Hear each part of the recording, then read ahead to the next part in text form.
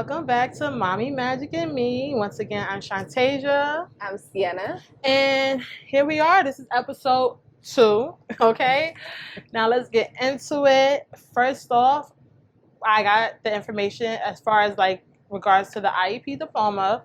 So there's no longer an IEP diploma. If you did not know, it is done. They now have basically a system where either your child can get a normal local diploma, and that could happen because they could just take their regents, like having like the necessary IEP plan set up where like they could take the test and they could pass with a certain limit. So I believe they had to do like 4+1. So 4+1, I think they had to get like either a 55, nothing lower than a 55. So they have certain standards for these kids, which at some point I honestly believe, like, depending on the needs that your child has, I feel like these kids could actually pass these exams. Like, Yeah, for sure. I think it's definitely possible. Also, if they can't pass the exam, so some kids that just really cannot pass the exam or they can't focus, they do have it set up where they're not going to be able to get a diploma, but a certificate where it shows that they're able to live. Like, it teaches them life skills and career skills. Right. So that's a big plus, and I feel like that will be more accepted as I'm like, I don't know, sometimes I do notice, like, at ShopRite, you ever notice that there is certain Yes. people that Right, with special needs, right? that work there, yeah. So I think that might be like, even though we look at it like, oh, we don't want them doing that, but sometimes we can't really. But you can't, like, that's what they can do. Yeah. And that's that, like, you can't pass judgment on how somebody takes care of themselves. Exactly. So that's a big thing. Well, that's really good to hear that the IEP diploma is outdated. Like, that's outdated information, because I was about to be like, that's mad discriminatory. I'm not having it. I don't like that.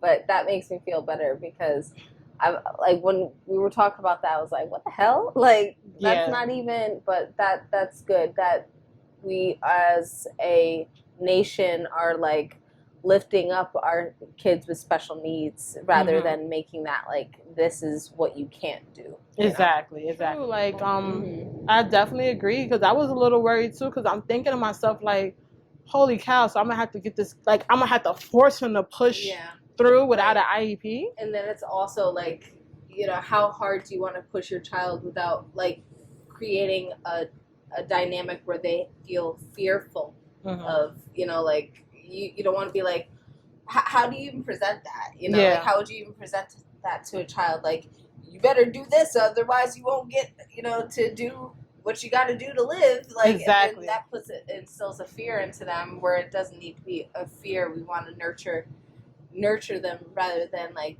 push them with fear. Yeah, because that's not good. You don't want to put, and that's where a lot of stuff comes from when you think about, like, you constantly pushing things on your kid, and even for a kid that doesn't have special needs, that's a lot. Like, yeah, in general, like, I have a daughter that doesn't have special needs, and we're getting her ready for like college prep now. So it's like, hey, you got to get this essay done. You have to do this. You have to do that. Like, it's all these things, like these requirements, and she was so stressed out. She was like, I don't even want to go. I was like, oh, you gonna go. You gonna go. But like, the thing is like, I had to tell her that, listen, this is an opportunity, not something that you should fear. Don't fear opportunity, but just push to it. So it's like, I had to create the experience of like her wanting to try it rather than her being like, no, like, because there is a lot of requirements. And I think that, like, just in general of transitions with children in general, like special needs or not, it's like, kids they're resilient, but they're a lot of the time they're fearful of change, because we as parents are fearful of change. So they reflect that. Kids in general, in my opinion, I think are quite resilient. Like, they'll just kind of roll with the punches, but like us as parents, they mirror our fears. So it's like, it's to me, it's like a nudge for me to be more resilient and roll with the punches rather than fearful of like what could happen. Yeah, it's true. And I like that you're letting her know it's an opportunity, you're going to go to college because that's what you're supposed to do. Because I feel like when you do that, it does make it's like almost like you don't have a choice. No, right. And it's like give that child a choice, because like you go to college sometimes. A lot of people go to college and don't know what to do. Like I went to college and honestly, like I done started, I stopped, I started, I stopped. And now I changed my major so many times, and it's like, okay, it all kind of stayed in the same field as in like artwork and stuff, but still it's like it was stressful. It really is stressful, because even down to like the SATs, like listen, I don't know what I got on my SATs. The one time I took that test, I took one time, and the girl next to me was sick, coughing her life away. I was like, I'm not doing this again. I didn't care about it. I was like, listen, to be honest, a part of me was like, I don't already know I'm not going to get in the best college because my grades ain't to par and my this and that. So I just was like, man, it is what it is. I'll go to whatever college I can go and just move up from there. But I like that you're letting her know it's an opportunity, not a forceful thing. Because it does make a kid be like, if I got to do this, I'm not going to want to do it. But she, the thing with my daughter also is that she sees you can be successful without going to college. Because I didn't go to college. I didn't graduate high school. Actually, I got my general equivalency diploma because I was out here living a wild life very young. So like when I was 16, I actually moved out of my parents' house and I lived by myself, and that's a whole nother ball of wax. But like it's crazy to even think about that, because my daughter is 15 and I'm like, I can't believe a year older than her I was living like a whole adult life, but I say all that to say I stopped going to school at 16, and then I ended up getting my GED when I was in my 20s. But I've always been successful, always been successful in being able to do the things that I wanted to do. Like I was making good money in my 20s, far more money in my 20s than people that I went to high school with that were in college, that were graduating from college. I was making more money than them, just by being able to talk to people and just be myself.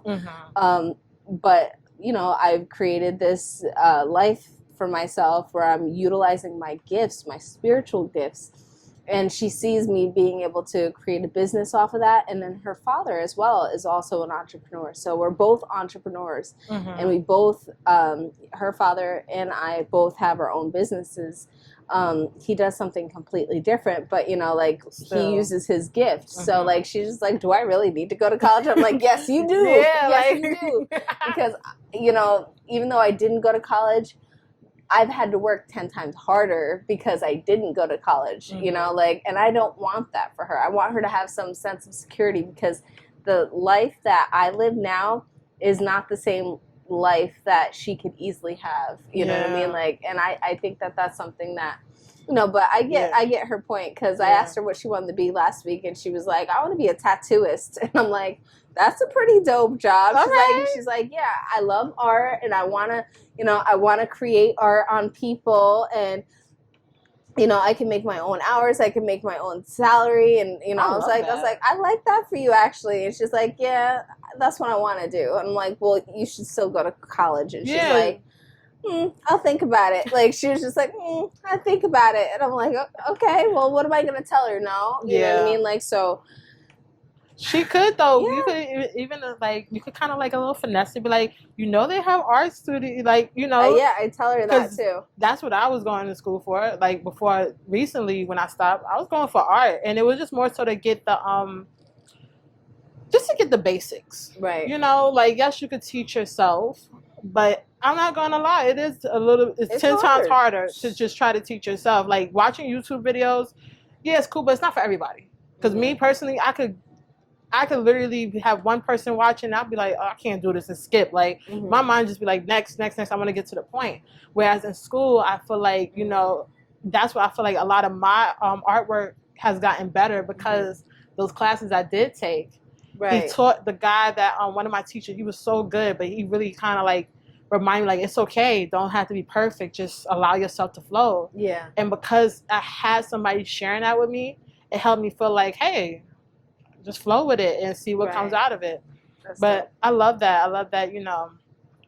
you doing that for her, and like you gotta like, I love that all around, like just being that advocate for your child is like the best thing, because like you said, I feel like that IEP diploma situation had to happen and be taken away because a mom or someone else was really advocating for a child. Like, the hell you mean my baby can't get this job? Exactly. Like, I'm sure that had to be taken away because a lot of moms may have banded together to, you know, go and say, like, this is not right. Mm-hmm. You know, like, and I think that I want to be on those type of boards. You know what I mean? Like, yeah. That's why I really was, like, excited when you wanted to do this podcast, because now we can talk to, like, the masses and be like, hey, this is something that we can advocate for together, you know, like, for our kids, and band together and put these resources in people's hands, because those are things that you and I both didn't really know and that we had to actually go look for. So exactly. And I just found that information out like literally a year ago. Mm-hmm. So I was like panicking because I'm like, my kid is in 5th grade. Oh my God, he's about to graduate. Like, what am I going to do? Like,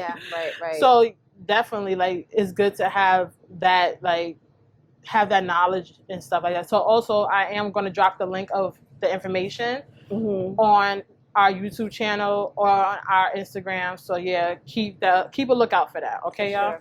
For sure. So yeah. But what we were talking about also, just, you know, like being an advocate, overall advocate for your child. Like, I think it's really important to have these discussions with their teachers and make sure that you're involved, you know, like in not having them babied, you know, like in class. Like, there was this video, like, I had shared with you, and it was about this young woman with Down syndrome.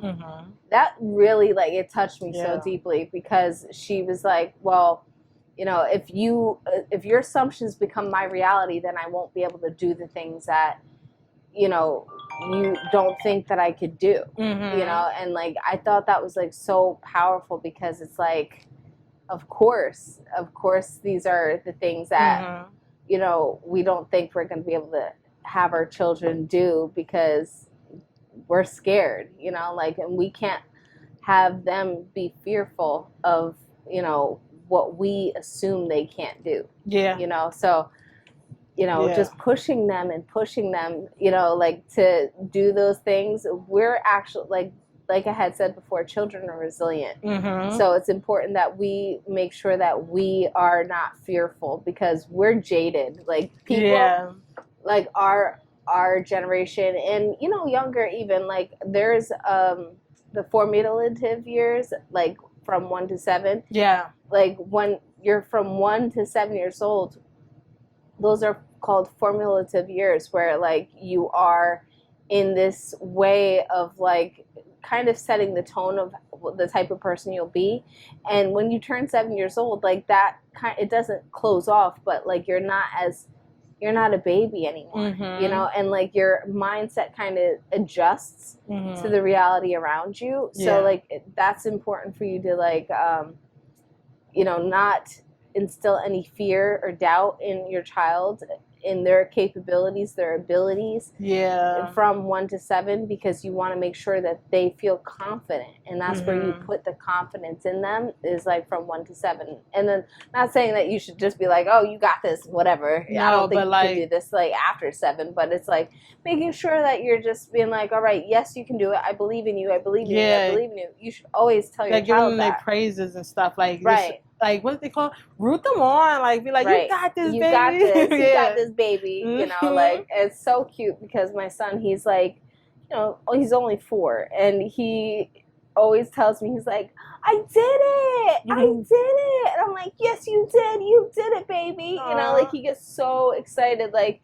he'll be like, give me a high five. You know, like, I'm like, yeah, high five. You know, like, he gets so, like, animated about the things that he's able to achieve.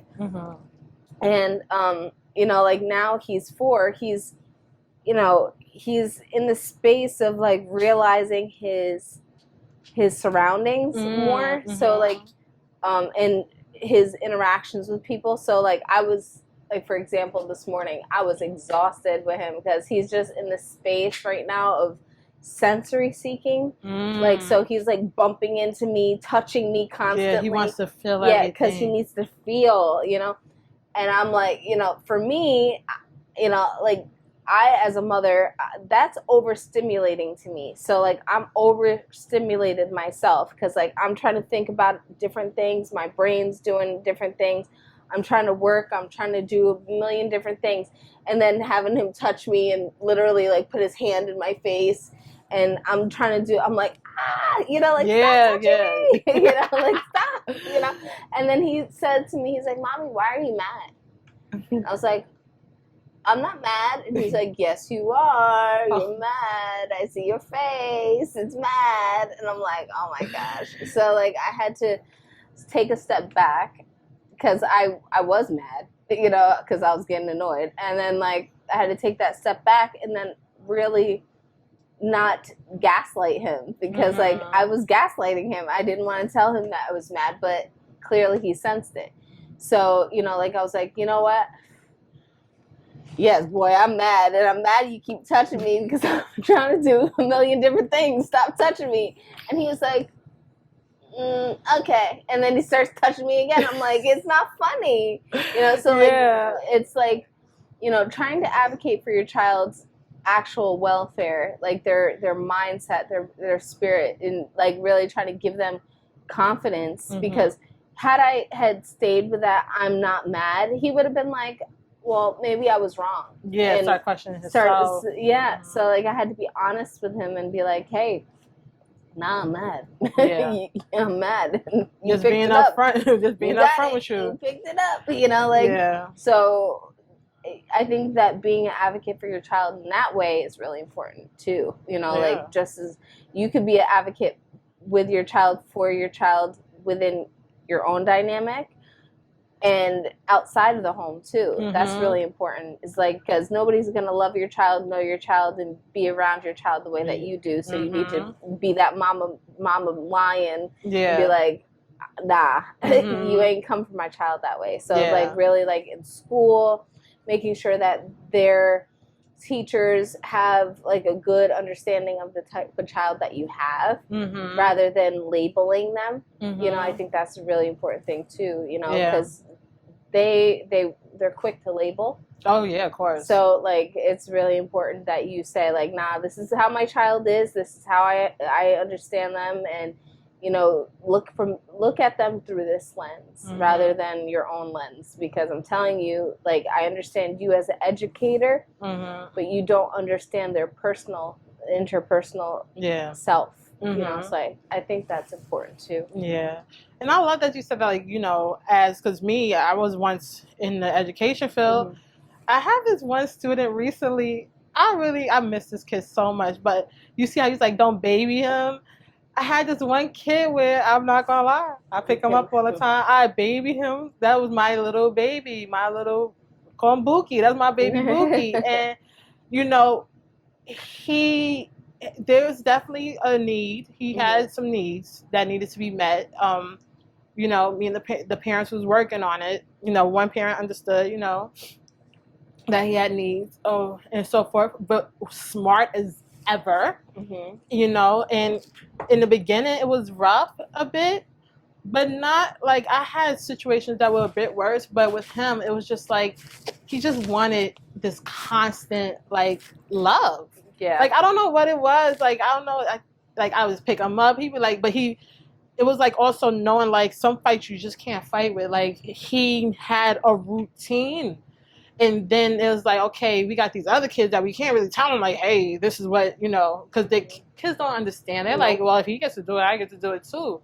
So then we had to start doing other things, like hiding things. But like, I say all this to say, like, you're right, as an educator, you really have to. And I think sometimes maybe it helps because I'm a mom.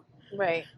That I'm like, all right, let's work with him. Let's do this and that. I'm a bit more understanding, because I feel like when you're not a mom sometimes, especially in the education field, they don't understand. No. They don't understand. But then you do have some that are moms that they just... And they still don't understand. They just still on their own way. Right. But I definitely agree. Like, you got to be that advocate, because if you don't, you're not going to find people like me or the teachers I work with, because they won't. It's very rare that you'll get that where somebody will truly love your kid. Right. So, like, definitely you have to advocate for your kids, especially the kids all around advocate your kids, special needs, non-special needs too, because like even my youngest son, though he has no special needs, I still have to advocate for him because, you know, when he got to a certain grade, he got to second grade, things were really like shaky because everybody was starting to go change. And, you know, in his old school, the class that he was with, I would love for all of them just go to the next teacher. But no, sometimes they take kids from another, you know, it was called the what's it called? Like a separate, like if you have some that's IEP and some not. I forget the name. But either way, there's basically like you have some kids that have IEPs and some kids that are not. And what they do is some of those kids now go to the regular general ed class and ICT. And then those kids that were in the general ed class last year may go to the ICT class now. Oh, yeah. So the thing I noticed was when they did that, it created a really rough class for the next teacher. And my kid was basically coming back with a lot more attitude, a lot more language, profanity, and things like that. Yes, and second grade. And I'm just like, these kids be saying the most. Yeah. The most. And I'm gonna be honest, we was in the Bronx. Like it's like, you know, one of my teachers, he's my homie, but he was like, yo, he said this kid kept cursing at him. And he's like, I was happy he kind of stood up for himself.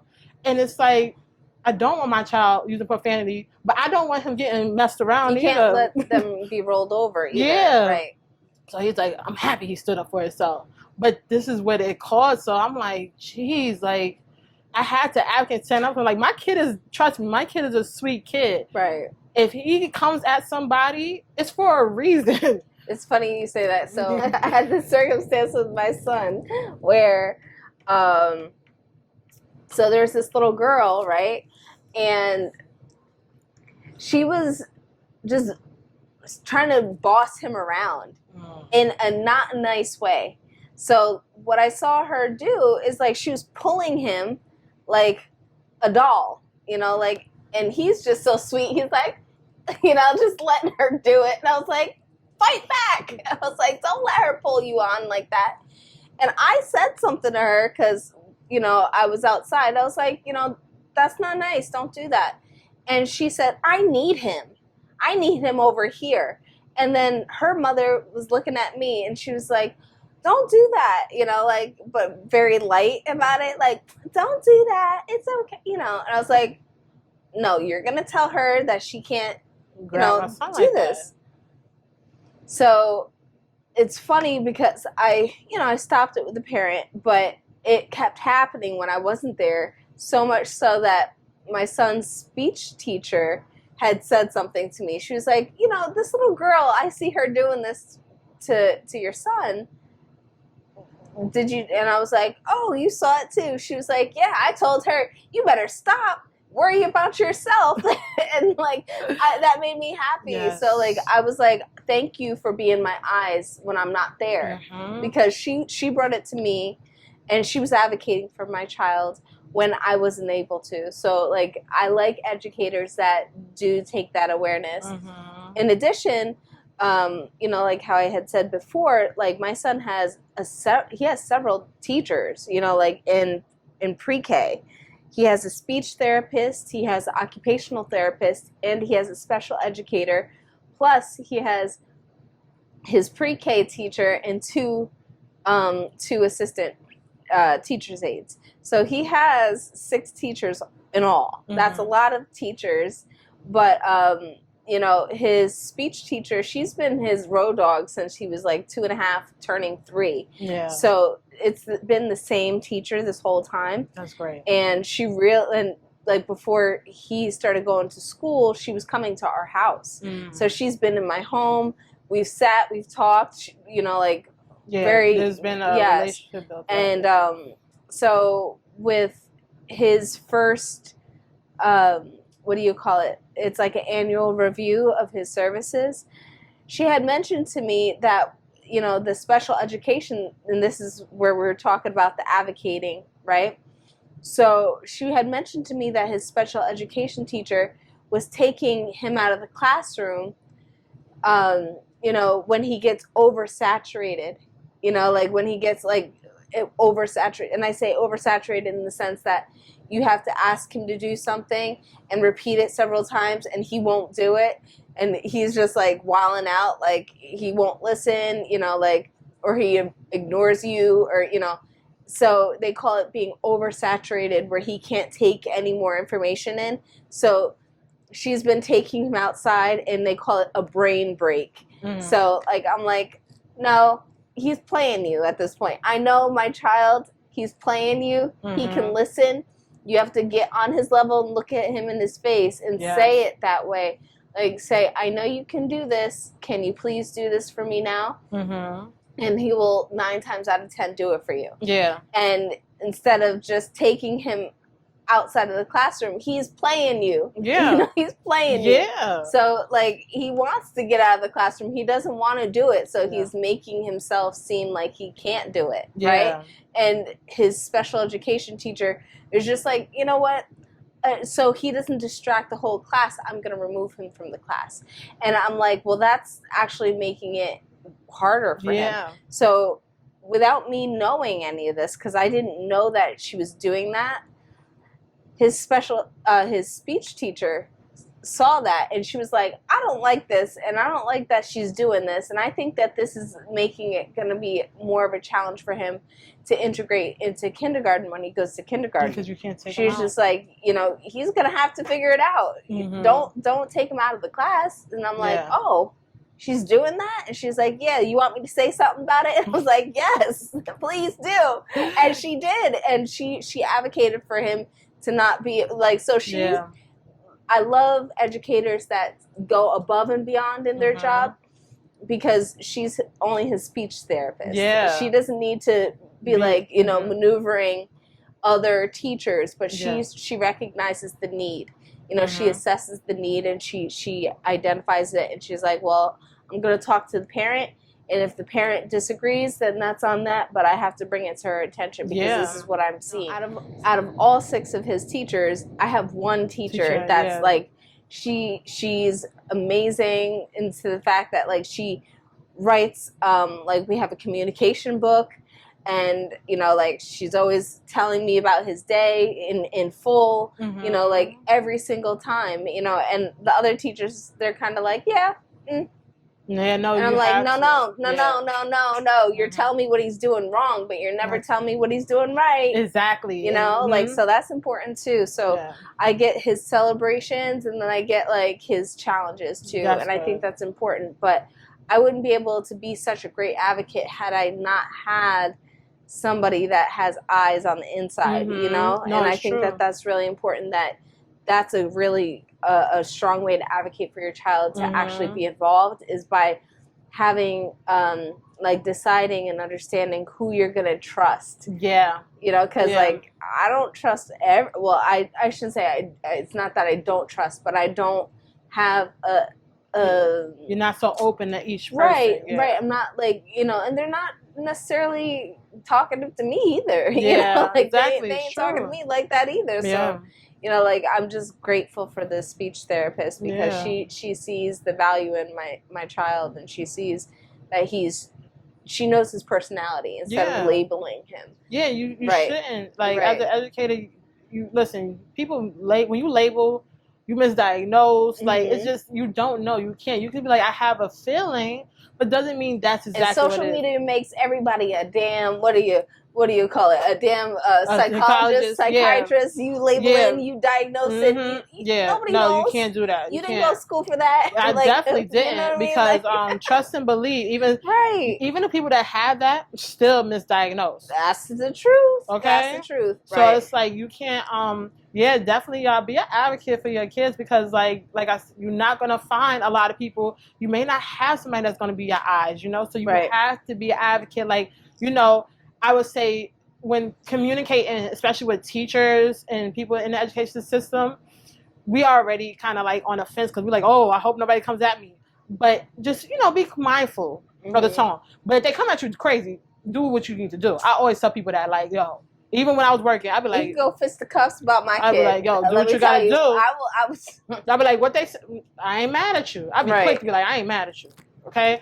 But overall, no, because like you said, you have, like, there's not going to be somebody that's going to have eyes. You know, it's a blessing you do. Because honestly speaking, like, I was one of those teachers sometimes where I would take the child up, like, oh, let's go for a walk. But it could be because they didn't get no sleep last night. But every time? Yeah, like, no, you don't do it every day. Yeah, like every day. But that, I mean, I understand doing it every, but no, not like doing it if it's excessive. Yeah. But like anytime you're creating a handicap within that child. Exactly. You're creating that. And that's when you gotta learn, because like even like the child that I was telling you that went out of really truly love, I won't take. He have his moments, but sometimes I let him be. He might want to play with a puzzle. As long as he's sitting there quiet, when he gets a little bit too much, I'll be like, okay, it's fine. We worked around it, you know? Right. And the whole thing is you can't really take them out all the time because, like you said, it's called, at some point, they have to learn, because when you keep taking them out, what's going to happen in the next grade? Like, you can't do that. Like, we had students that were older that looked at it like, if I act a fool, I'm leaving the class and I could be out the whole time. And they used it as a crutch. Not good. Yeah, no, because that's creating something for also their adulthood too, where they feel like I can just act this way. They escape. They detach. You know, like, and that's a whole nother ball of wax. Because we know those types of people. Okay. So for real. Escape from reality. Be like, you know, and it's interesting that we're just bringing that up actually, because that's how you can create addictions within people. And I posted about that earlier on my page. Is like, you know, addictions, that's like, you know, an escape from reality. People that have addictions, you could actually create those escape mechanisms from doing things like that. You know, like, so if you are not teaching your child from a very young age to you know, align or, you know, push through something that's uncomfortable, you know, in certain forms, right? You can actually create a mindset that they want to escape and do something different. So, like, for example, they could not want to feel something, you know, like, and they could be like, oh, I want to drink, you know, as an adult, or I want to, you know, I want to eat, or I want to, you know, like numb myself out so I don't have to be present in this moment. That's creating an addiction. So, like, it's important that I think that children are aware of what they're feeling, but also like pushing past it. And like, I think that that's the best way to advocate for your child, is to understand them, to be able to do that. Yeah, you know? Exactly. Whew, these kids, man. These kids will have us in a bag. I'm telling you. Girl, I love them, though. But, baby, it's a lot to come with it. And that's the thing. Like, so, like, let's get into, like, with all this that we do, how do you check in with yourself? Because, like, for me, if I'm going to be completely honest, like, you see how you were saying earlier, like, you get overstimulated because you got so much on your mind and stuff. I find myself, like, when I really like to check in with myself, I find myself either just sitting quiet, or if not, I play a video game. Like, I'm a gamer in a sense of, like, when I get into the video game, I'm focused on the game to a certain degree, but if it's a game I played before, it's like I'm thinking. At the same, like, I'm getting my thoughts right. Like, oh, it's so weird. It's like, it's hard to explain, but it's just like I'm sitting there, and it's like, you know what? I'm allowing myself just to release whatever it is that's within me. Like, you know, like, I can understand that. Yeah, I get that.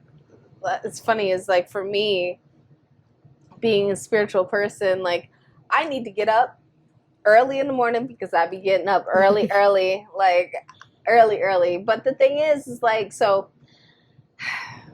My beautiful child, he is so deeply connected to me. Like, he's skin to skin, you know, like flesh of my flesh, right? And this child is so in tune with me.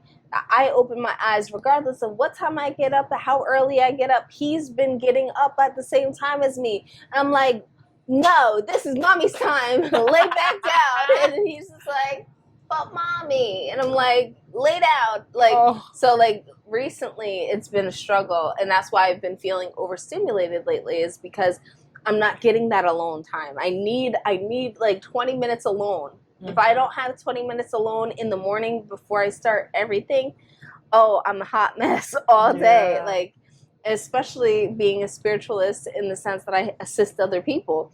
So, like, I need to get myself together in my own energy. I can't, like, it's the worst when, like, I have a day that I get up early, that my baby gets up at the same time. I don't have that time. And then I have to come to work, you know, like, to the shop, and I feel like I'm, like, never caught up, you know, and then, like, if I have a few days of that, I get burnt out. Yeah, definitely. Super burnt out.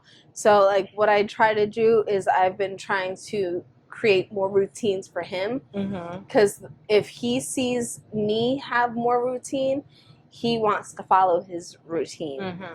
So, like, for me, a big thing, and it's going to sound so silly, but, like, a huge thing for me is like, as soon as I wake up in the morning, I have to make my bed. No, that ain't silly. That's good. Well, it's like a thing that, like, I was raised about. Like, my mom was so big on her bed because that's a place for you to rest and for you to feel comfortable.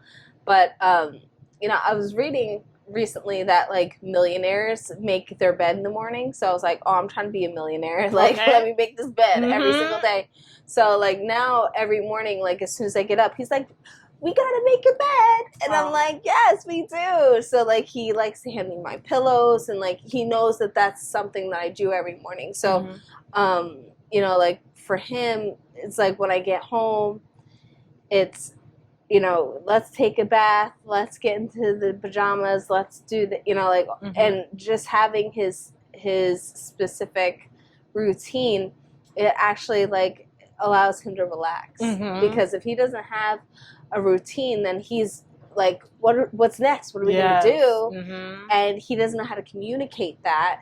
So it reads off as, like, energy he can't exert. You know what I mean? So, like, it comes off more like exhaustion. So, like, when he's overly, like, stimulated and he has, like, this exhaustion, I don't know about your child with needs, but, like, my child with needs, like, he has to burn off that energy, because, like, if he's overly exhausted, he tries to tire himself out. So, like, he's, like, even more active when he's tired, if that makes sense. Because he's trying to, like, throw himself into, you know, like, his new thing is, like, they call it sensory seeking, where he's, like, they call it heavy input, where he's, like, bumping himself into walls and, like, you know, like, or onto the couch, like, I know what you're talking about. Yes, and he has, like, this huge yoga ball that he'll, like, jump onto, and, like, he'll run and bump himself, you know, like, because he needs to feel the pressure on his body, and that exhausts him. So, like, anytime I see him do stuff like that, I know that he needs, like, he didn't get his routine in order, like, you know, because my husband and we, you know, we have very different ways of parenting, and I'm glad that we do, but at the same time, like, my husband's not a regimented person. I am. So, like, you know, when the days that I'm home with him, I see a difference versus the days that he's home, because, like, you know, like, any man, in my opinion. No, it's any man. Like, any man is gonna have their kid just running around. Yeah, they let them be. You know, right? Because, like, dads, essentially, they're the fun ones. You know, and moms are the loving ones, but they're the regulators. So it's like, you know, I see a whole different child. You know, if I have to work and then, like, my husband does it for, like, 2 days in a row. You know, and, like, I come home and it's hard to get him back into the routine. You know what I mean? Yeah, it's true. So, I see that. No, it's true. Yeah. So I think that, like, well, I said all this to say 20 minutes. It's so important. So important for me to have my own routines, so I can create routines for him, so they essentially help me in the long run, because I have to create the routines for him to be comfortable, so he can be comfortable. You know what I mean? And, like, I think that that's the healthy way to do things for me. No, you know, but true. Like, in the morning I got to get up, I take that time, 15, 20 minutes for myself. I do my own card readings. I check in with the Most High. I'm like, what's today? Yep. What's going on? I pick my card of the day. I say my affirmations. I take some deep breaths.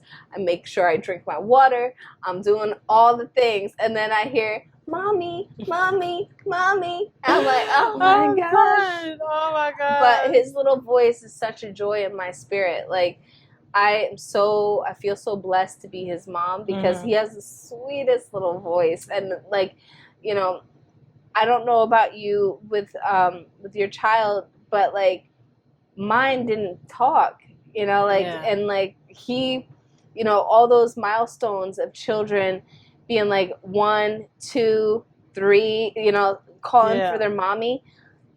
He didn't hit any of those. He, you know, he knew who I was, but he didn't call me mommy, you know, and he didn't call my husband daddy either. He was just like, hey, or make a sound, or, you know, he wasn't saying like, you know, communicative, you know, because of his speech impairment. So it's good to now I hear it's like, mommy, I'm like, as annoyed as I am, how many times you say it, I am so blessed that you are able to say it now, right? I'm so blessed that he is saying it, because there was a time that he wasn't saying it at all. And that's scary. That's scary, because you're like, is he a mute? You know, like, because we're not educated on these things, you know, like now he has language. So, you know, and now because it's scary, especially when you have a child that's not speaking, because you don't know what they feel. You know, like, are they hurt? You know, can he say if he's hurting, if he doesn't feel good, if he, you know, if he's hungry? He couldn't even say those things. Like, he wasn't saying any of those things. He was just like saying the most random little stuff, and it wasn't even like language that made sense. Or he would just list letters and colors, like, and I was like, well, you know, are you hungry? Yellow. I'm like, what's that even mean? Yellow what? You know, like, you know, so it was very frustrating. But now he's like, yeah, I want bacon. I'm like, you want bacon? Okay, cool. That's you know, great. Like, so we make him whatever he wants, you know, and like now he's asking for the foods that he wants. And, you know, it's such a blessing to go from 0 language to language, you know, and I really think that that's important. But something, I think I was discussing this with you, is like, I find that his brain receptors, through research, we found that like his speech, you know, with his speech, it was brought on obviously by having a speech therapist, but in addition, there's like foods that you can take that actually like help the brain function and things like that. Oh my gosh, the broccoli, broccoli sprouts. Yeah, because with broccoli sprouts, having a child with sensory stuff, so he does not like food, vegetables, and all those things, and those are where your nutrition comes. So we were doing our research. And he loves smoothies, so we make him smoothies every day, like 3-4 smoothies a day. And we were putting broccoli sprouts because it has sulforaphane. It's a chemical compound in broccoli sprouts, in broccoli, that's called sulforaphane, which helps the neurotransmitters, the receptors of the brain, which affects speech. So we started giving him that in addition to having some speech therapy.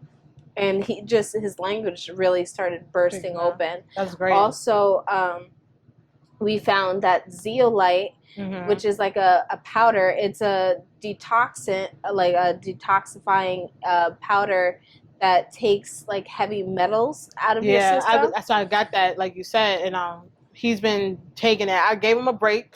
Because of the whole, like, you know, he wasn't drinking enough. You need to drink a lot of water with that. Yes. Zeolite, y'all. Yes. If y'all get it, water it up, all right? Give them water, like, nonstop. Yes, because zeolite is a powder, and it has like diatomaceous earth in it, and like it's and clays, and I think that I'm pretty sure, but the brand name is called zeolite, and that takes the heavy metals out of your body. And heavy metals are also like something that is said to create like cloudy minds and things like that. So if we started putting zeolite in his bottles, his smoothies, and broccoli sprouts, and making sure that he was getting enough vitamin D, because there's something called like hidden hunger as well, like where kids, they act out when they're hungry, like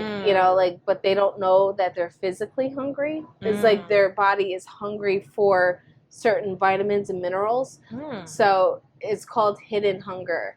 Your kid needs to know, like, well, they don't need to know, but you need to know what minerals and vitamins they might be deficient in, because that can create those types of feelings of feeling anxious, like whiny, you know, like all those things that kids can be, and not speaking, and you know, so make sure that you are focused on like the deficiencies. If you want to do it holistically, you could additionally add like certain herbs, give them like juices, and do it that way. That's what we had did, and I've seen a huge difference with his speech since. That's good. I love that. Like leaps and bounds. Yeah, I love that. That's what. Now he don't talk. Now he don't shut up. Honestly, right? He's like talking. That's like my exploding. That's like my oldest son. My oldest son recently, since I've started giving the zeolite, and then like I'm just, you know, maybe because I'm like not working no more either. Like I find him now talking more, like even being around me a little bit more. Like usually he's just like now he's like talking to me more, sharing me. He said to me yesterday, he's like, "You want to play the game with me?" I thought he said I could play the game, so I thought I was gonna play by myself.